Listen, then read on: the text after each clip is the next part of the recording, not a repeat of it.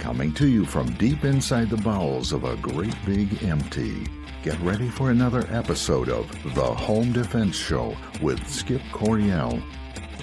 And that was Golden Glenn, the official announcer of the Home Defense Show, and I'm your host, Skip Coryell, author of 22 books, Marine Corps veteran, founder of the Second Amendment March, proud father of 7, grandfather of 20 and counting, and as a special bonus, I'm also madly in love with my own wife.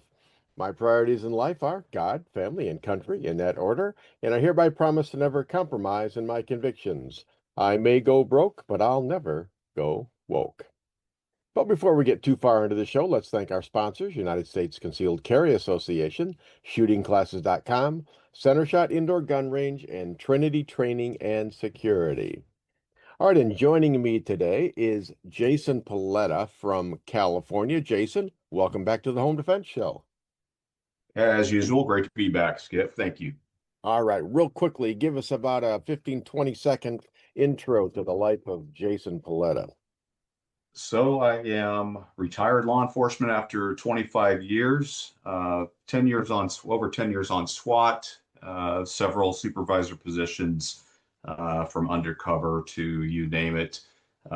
Currently, I do a lot of, leadership speeches, kind of help people to develop their leadership skills.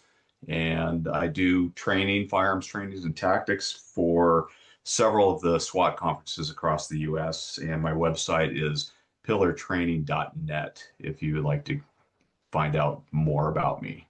All right, awesome. Well, Jason, I got to ask you, you retired from law enforcement. Obviously, you're still working hard, working a lot of hours. Do you miss being in law enforcement? Well, that depends on if I miss being in law enforcement in California or do I miss being in law enforcement in other states. Rules, laws are different everywhere you go, but in the overall spectrum of it, yes, I do miss it. There's parts that you miss and there's parts that you can totally live without. Well, what part do you miss?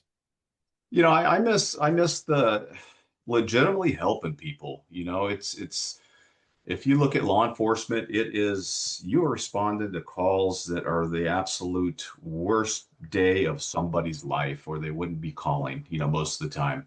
And, it's kind of it's nice to get out there and help them out, get them through the, whatever situation they're going through. The other part of it that I absolutely love is just bringing, those people that are doing these bad acts to justice. Yeah, yeah. Well, that makes sense. That makes a lot of sense to me. I think what some people don't understand is that most law enforcement officers, I mean, just a huge majority of them, you don't go into law enforcement, for the glory or the excitement or to get rich. You do it because you want to help your community and society. Is that pretty much it? That is it, is I guess what's the word I'm looking for? People think, oh, they just want to go, lights and siren and carry their guns and stuff. You know what? That is not it. People have a big misconception of law enforcement, and legitimately, people get into law enforcement to help.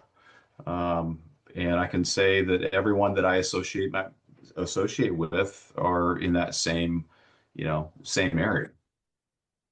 Yeah, yeah.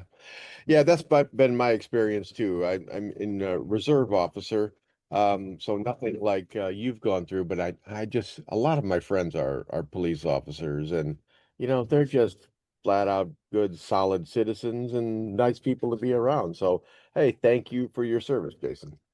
No, I appreciate it. Thank you, Skip. All right, well, now let's get into some fun here. I picked out a fun article for us today. And I'm hoping the listeners enjoy this.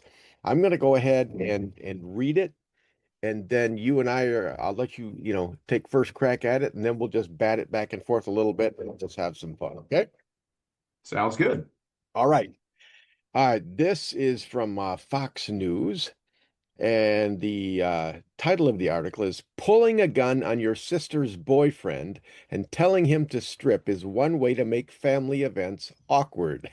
It's like we got to take time out just to laugh right now, just from that the headline there. That's just crazy, but hey, I guess that's why it made the news. All right. Stranger things have happened. Oh, yes. Yeah, and that's coming from a guy in California. All right. All right. Here's what happened. A man's early morning trip to his girlfriend's house took an unexpectedly bizarre turn when he was allegedly greeted by his girlfriend's sister at gunpoint. She's also accused of trying to rob him before hitting him in the face with a gun. According to the arrest report, the man arrived at his girlfriend's house around 2 a.m. on Wednesday, thanks to a friend who gave him a ride.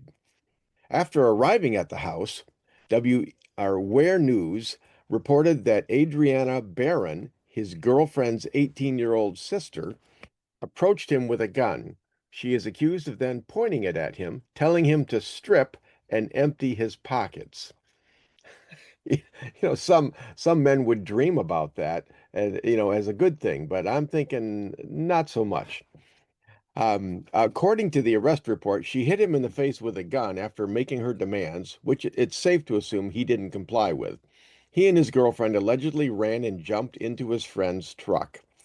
Barron allegedly pointed the gun at the boyfriend's friend and told him to empty his pockets. Why wasn't he asked to strip? That's a question he's in all likelihood going to be asking himself for some time. He ran to his truck and the three of them drove away, according to authorities.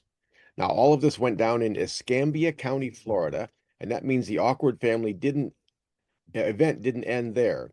Barron allegedly followed the truck in another vehicle and tried to push it off the road before deputies arrived and tried to pull Barron over. All right, that's basically what happened. Now, is this one of the things that you don't miss in law enforcement? Yeah, it's we always have the saying in law enforcement. I mean, you get the front row seat to the greatest show on earth, Yeah, because you never know what you're going to get. I This is pretty out there, and I've had some pretty out there calls. I think this would be kind of, I don't know, it's kind of normal yeah. to a sense. Well, I've got to think that maybe there were some drugs involved in this to make this woman act this way. What do you think? There's a lot of unknown information to hear, but Yeah, anyone there to always act is. like that, you think there's definitely something on board. Well, a lot of times it's like either drugs or alcohol or mental illness. Has is that your experience? 100%. Like I said, it's going to be something drug induced, or maybe there is a mental illness, side of it to it. Maybe it's a jealousy thing. You just don't know. Yeah. Well, I was looking at the picture here of the 18-year-old Pensacola woman here. I mean, she's not, excessively ugly or anything. You'd think she could get a date without a gun, but perhaps not.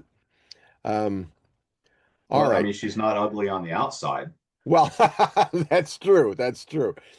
Well, what's your take on this? How did this guy do? What mistakes did he make?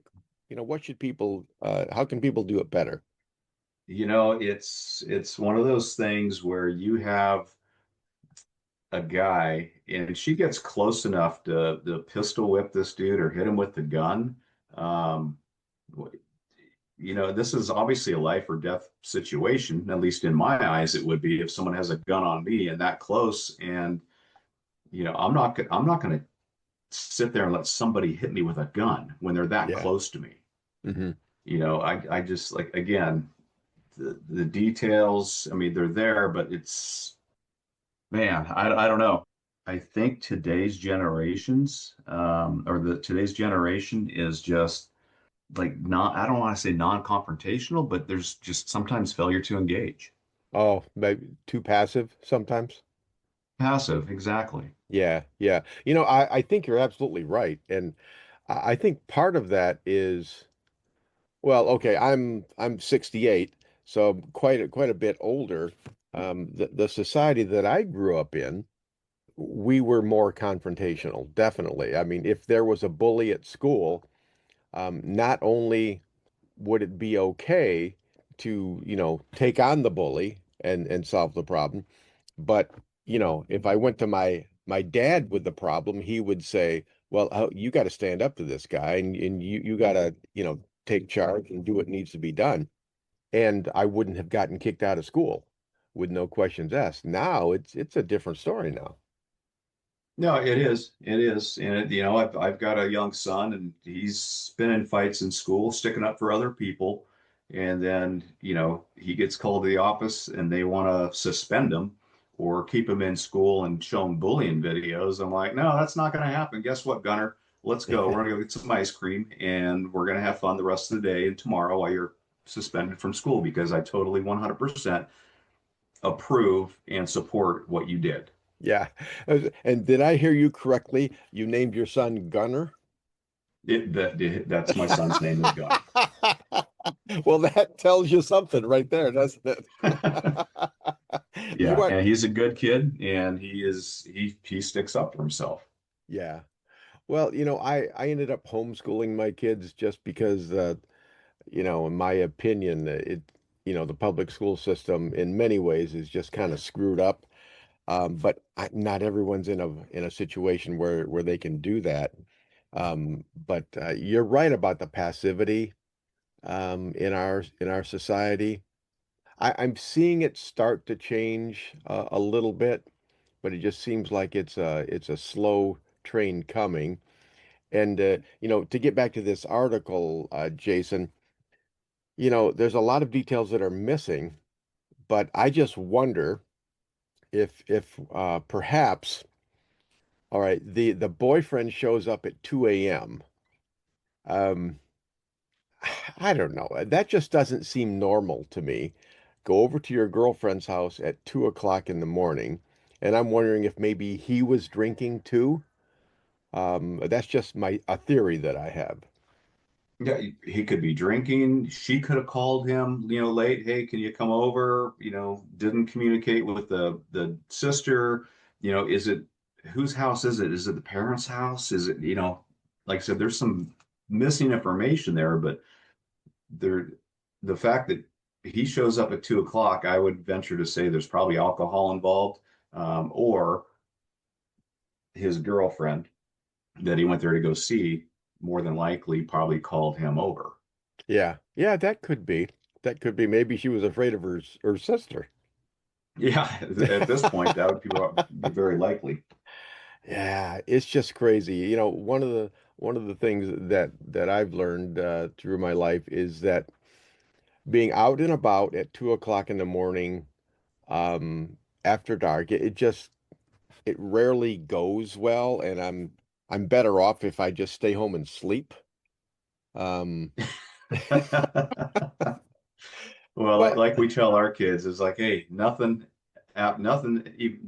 good ever happens after midnight. yeah, It's like you should, or even 10 or 11 o'clock, just come home. You don't need to be out. Um, so you got to keep that in mind. Everything that usually that bad happens is going to happen after midnight. yeah, yeah, yeah. I agree. I mean that people are going out and they're partying a lot, and once they're partying, they're drinking too much or taking drugs, which means now they're not in their right mind and they're not making good decisions. So you get a whole bunch of people out there not making good decisions, and you're going to rub elbows with them. And that is just not a good idea. No, it's a recipe for disaster. Yeah. So what's your experience? I assume you did some years on patrol, where you had to deal with, drunks and things like that. What time of day did you typically have the most problems, the most consistent problems with crazy stuff like this? Usually after 2 o'clock, or it was always after midnight. And I will tell you that I predominantly worked graveyard shift Hmm. my whole career, um, only because it was a different clientele and dealing with these people. It was mainly like I said before, either drug induced or alcohol. And there are some mental health cases in there, but I would say most of them are going to be drug or alcohol induced. Yeah. That that makes sense to me. And they just tend to be night people. They stay up really late, partying, and that means they're going to be sleeping in till what, noon or t 2 in the afternoon, to do all the things that they do. So if you stay home and sleep, then you're not going to run into these kinds of people, unless they're breaking into your house or something like that. Right. No, exactly. There's that whole picture of they're going to go out, they're going to party. Like you said, they're going to sleep all day to 12, 1, 2, 3 o'clock in the afternoon. And then they're going to wake up and they're going to start that sequence all over again. Yeah, And it's yeah. just a revolving door. Yeah. And another thing that came to my mind, Jason, was one of the things that I've learned in life is that when you let crazy people into your life gets crazy. And well, people are known by the company that they keep, right? And let's say, okay, this guy, even if this guy was a straight arrow and, he just made a bad decision with the girlfriend that he chose, you know, when you let someone into your life who's mentally ill or who has a drug problem or an alcohol problem or who has crazy relatives, then, you know, her problems become your problems and there's no getting away with it. So one of the things I always tell my students, be very judicious and choosy about who you let into your life because their problems quickly become your problems. Yeah, and like one of the things I say is, like, and I abide by this, is keep your circle small. Oh yeah. You don't have, you can't go out there and have all these friends. And then you have to ask yourself, are they really friends? If I have that many people out there, it's like I keep my circle small. I might have two or three, maybe two really good friends, and the rest are more of, yeah, they're friends, but more of acquaintances. Yeah. Yeah, that makes sense. And I think, you use the term friends. For me, the term friend is someone who's close to me, who's really close, a confidant, someone that I trust. To a lot of younger people today, the term friends means something on social networking, you know, and it's not the same. It is just not the same. A lot of kids, they get all of their dates on the internet. They get their quote unquote friends on the internet. Flash mobs, street takeovers. Those all originate on the internet. And it's just different. It is so different today, and it's got to be a challenge for anyone raising teenagers in today's world. I will say social media is the number one issue with raising kids, and it's the whole thing. And that old saying, and I hate this saying, but it's, perception is reality. Mm, When they're on social media, they're seeing everybody putting up these posts or these reels, and these people are at their best, and they have filters and they have scripts, and you know what? The kids think, oh, well, this is them every day, and you know what? That's not the truth because off camera, they are probably a bigger train wreck than you could even fathom. yeah, yeah. Well, and nowadays, it might not even be vaguely real. It could be AI generated. I mean, it's just you don't know what to think anymore. But my question is, Jason, all right, with your kids. How do you deal with the dangers of social networking? So my kids, I have three. They're older. My son's pretty much, he's the youngest one. But just like my older ones, we'd actually go through their phone. We'd pick up their phone. Who are you talking to? Um, One of the bad things about kids playing video games now, they're talking to somebody on video games that's all the way across the country or in a different country.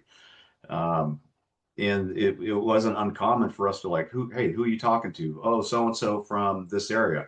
So I'm like, give me your headset. Hey, who is this? Where are you from? What are you doing?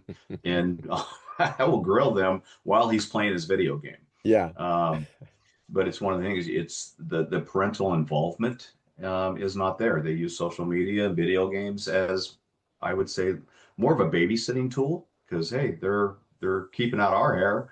We can go do this or watch a movie or do that, and the kids are, sidetracked with whatever they're doing on social media or videos. Yeah. Yeah, I agree with you wholeheartedly. I mean, my youngest child, she's 15. She just now got her first cell phone. Okay. And it's not a big, fancy, expensive one that does everything. Basically, all she uses it for is to text some of her friends from church and to call and talk to them. And I'm very happy with that.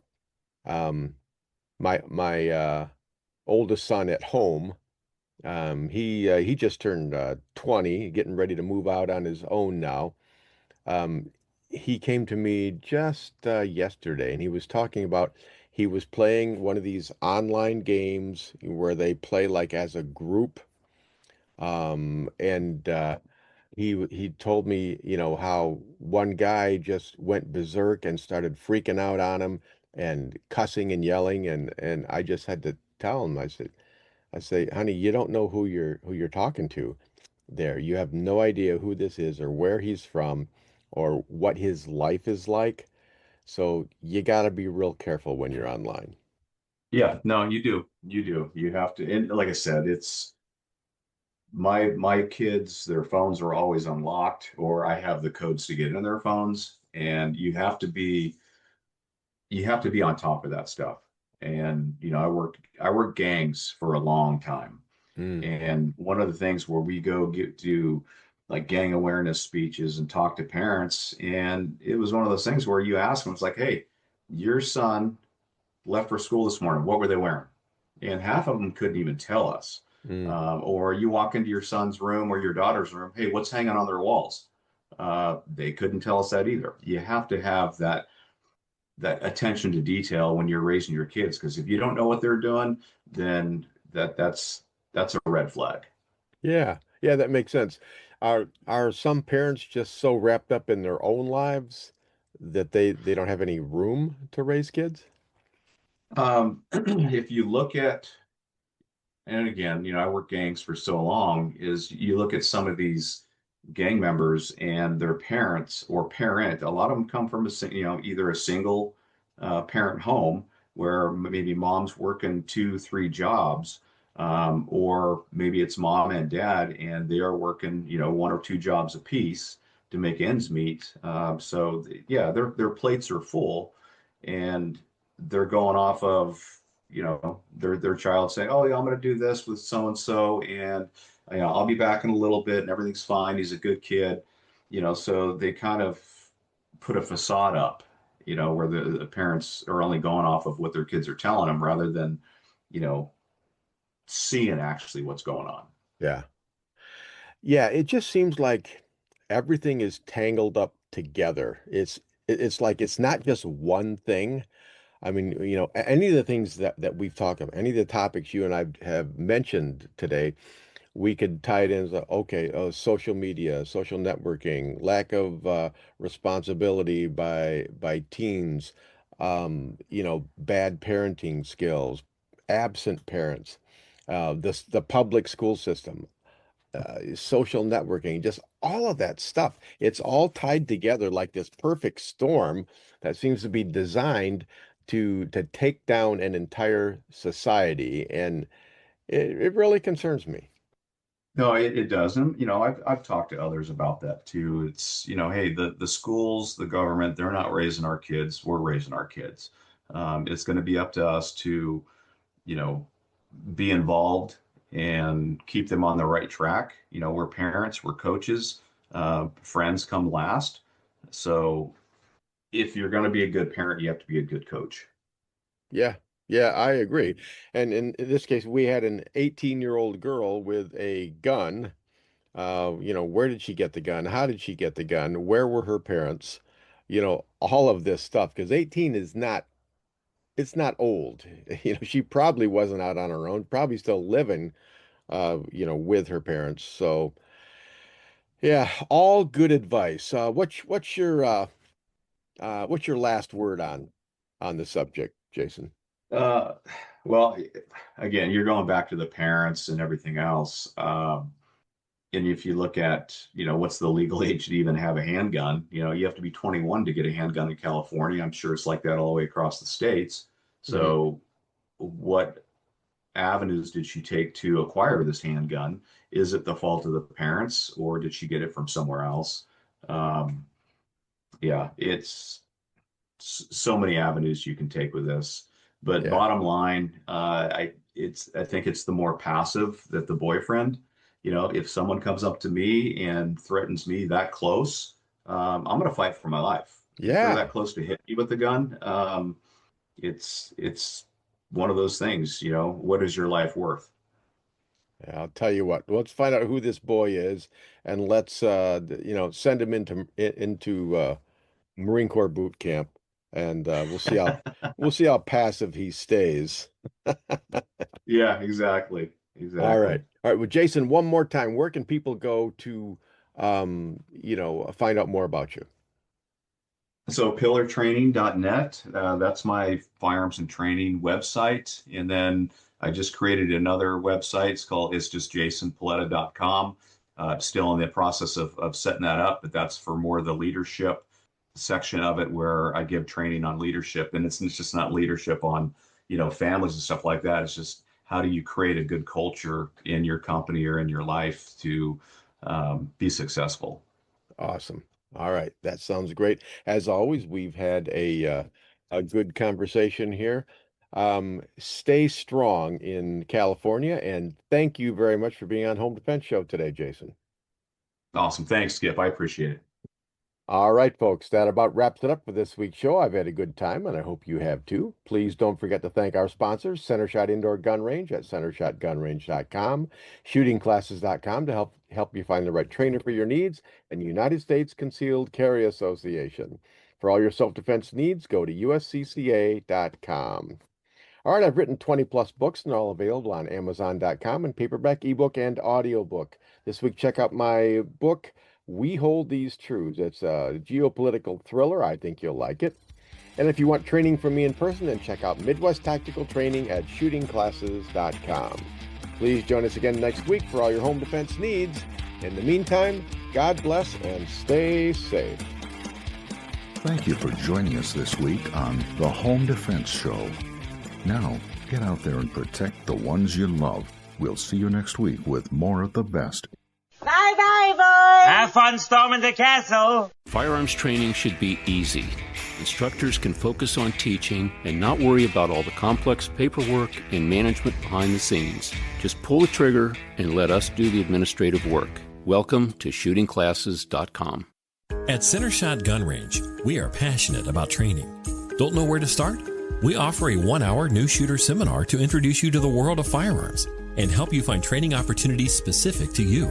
Concealed carry, home defense, firearm safety, AR-15, private one-on-one training, custom training, or maybe you're on a security team looking to protect your church or business. We even offer weekday morning and evening classes.